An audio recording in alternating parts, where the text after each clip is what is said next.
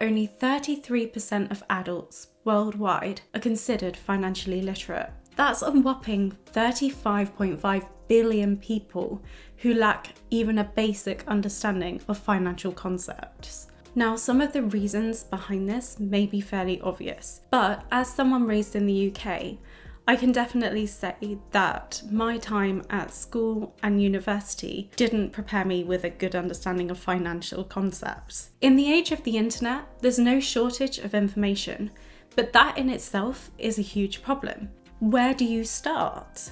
In this video, I'm going to be giving you my advice for which books to read when you are at the start of your financial education. These personal finance books will help to teach you to confront your own money-limiting beliefs about your personal finances, about saving and investing for your future plans, whether that is something more short-term or something like retirement. They will also allow you to manage your money better and avoid some common pitfalls. I've compiled this list from the very best of books on personal finance, and then I read them so that I could tell you my top picks for where to start. So let's get started. Number 1. Now this for me had to be Rich Dad Poor Dad by Robert T. Kiyosaki.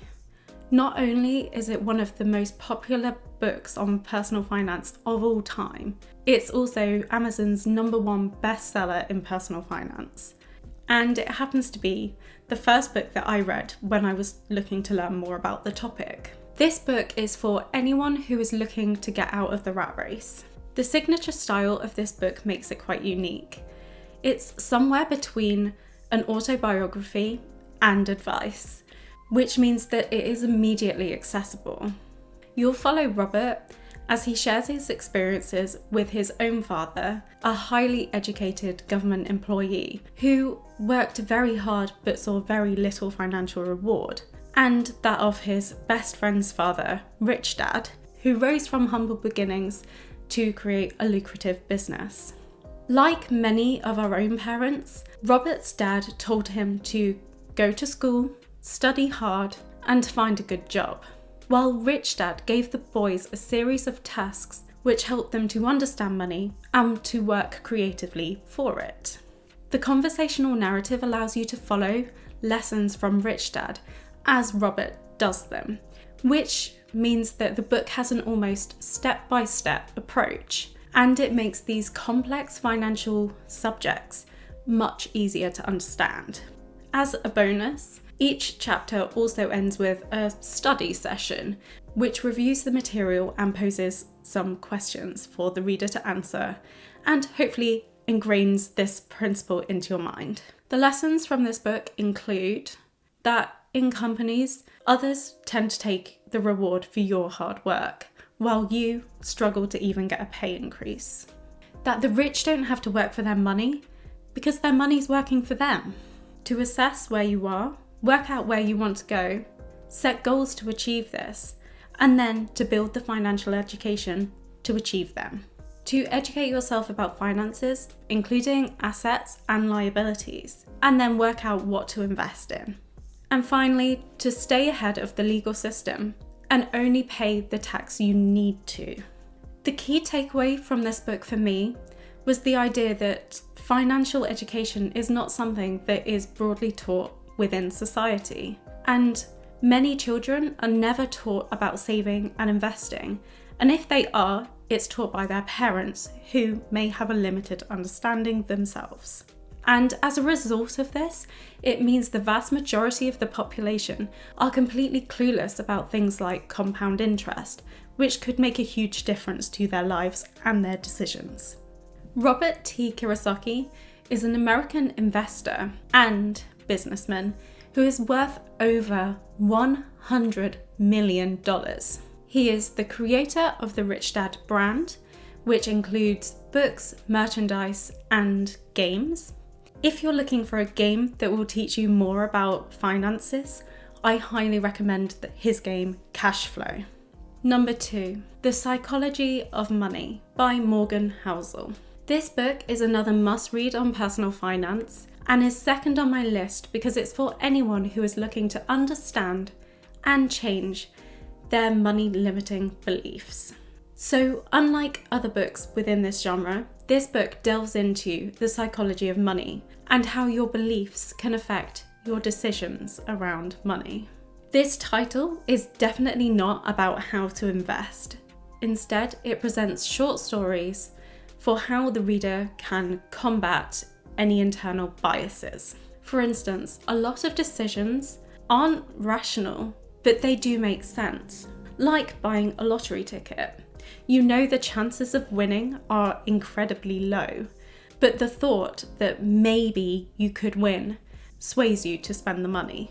The same idea is true of investments. Financial calls are completely entangled with psychological factors, and everyone has a different experience of the economy and money, and therefore has a different tolerance to risk and reward. For instance, you wouldn't expect a child of an unemployed person to have the same money beliefs and attitudes as a child of a rich businessman. But it's not just the rich and poor who have different experiences, it's everyone. So you might ask, if everyone has a different experience, why does it matter? It matters because real-world evidence failed to sway people's beliefs. Here are some key concepts to think about. Many of us are bad at handling money and finances because the economic concepts that we are using are actually relatively new. The first currency was only issued in around 600 BC, when a king minted his own coin. Now, this might seem like it was an incredibly long time ago, but this was nothing in comparison to the complex economic tax concepts that we are used to today. Even things like consumer debt products like credit cards were only introduced around the 1950s. The book also goes into how luck plays a much bigger role in wealth building than we might think. Most investors will acknowledge that there is an element of luck in what they are doing. However, it is impossible to measure and therefore is usually disregarded. My favourite quote that explains this is that not all success is due to hard work, and not all poverty is due to laziness. This is something that's incredibly important to keep in mind when you're judging yourself and others. Focusing on broad patterns rather than specific cases can also make you make better financial calls. If you can learn to analyse these patterns of success and failure, it will help you to stay on track. And the more common the pattern, the more likely it is to apply to your personal financial situation. Finally, you can be wrong half the time and still make a fortune. Some of your investments may make a significant amount of money, but the vast majority will be duds. Don't be discouraged, because if you get some things right, it means that you can afford for more things to go wrong. The key takeaway from this book for me is to do with the fact that real life evidence failed to sway people's minds. This is incredibly important to recognise within yourself so that you can understand if something is coming from a place of bias and therefore needs to be adjusted, or if it is actually a logical decision. Don't let your limiting money beliefs hold you back.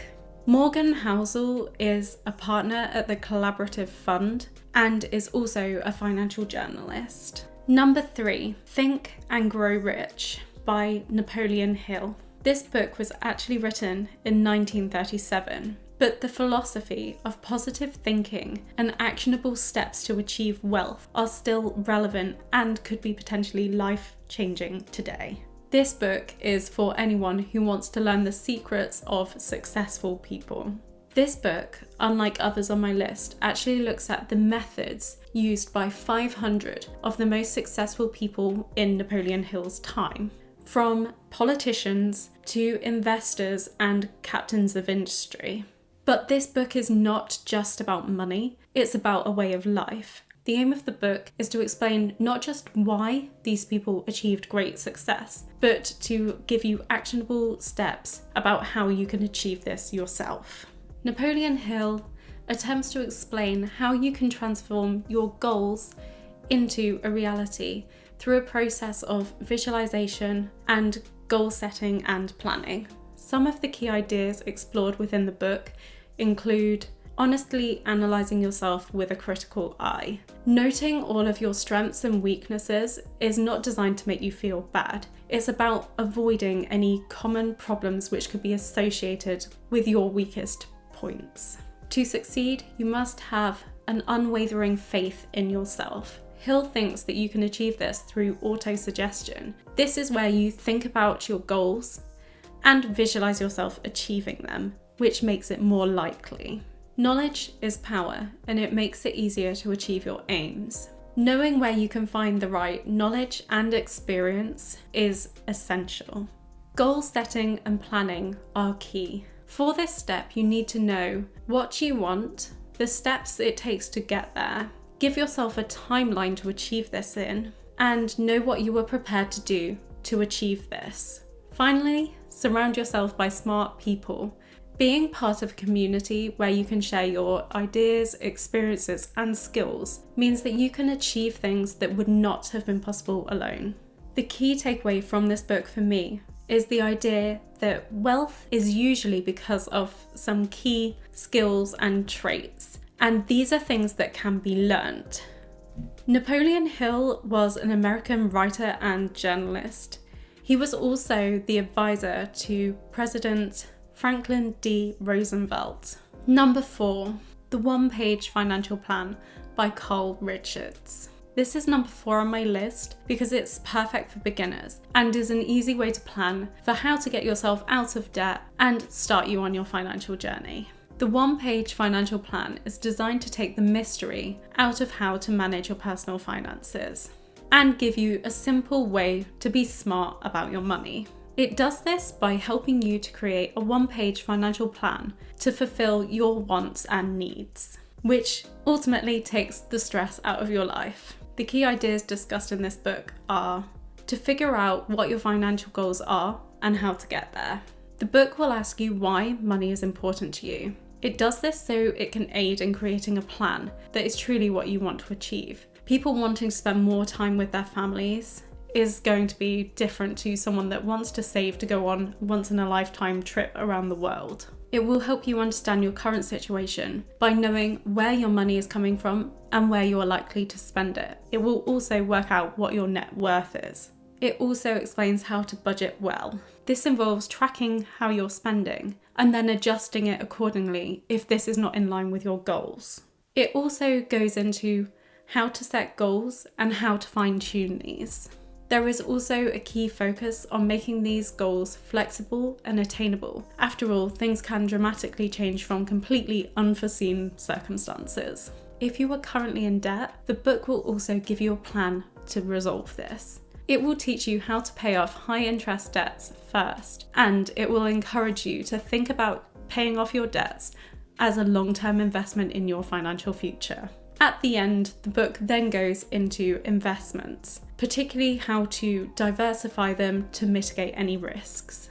The key takeaway from this book for me is to study finances and investments as if you're a scientist. Now, this allows you to see everything more logically and make a clearer, more informed decision. Carl Richards is a certified financial planner, which means he's perfectly qualified to give this sort of financial advice. He is also a columnist for the New York Times. So if you want to become savvy with your finances, be smart about how you spend and save, and learn to invest to build towards financial freedom, it's time to get reading.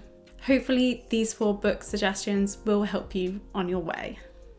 I will be discussing research into the world's financial literacy in another video, so if you'd be interested in learning more about that, please hit subscribe and you'll be notified when that becomes available. My name is Abby and this is Make the Change. Thank you for watching.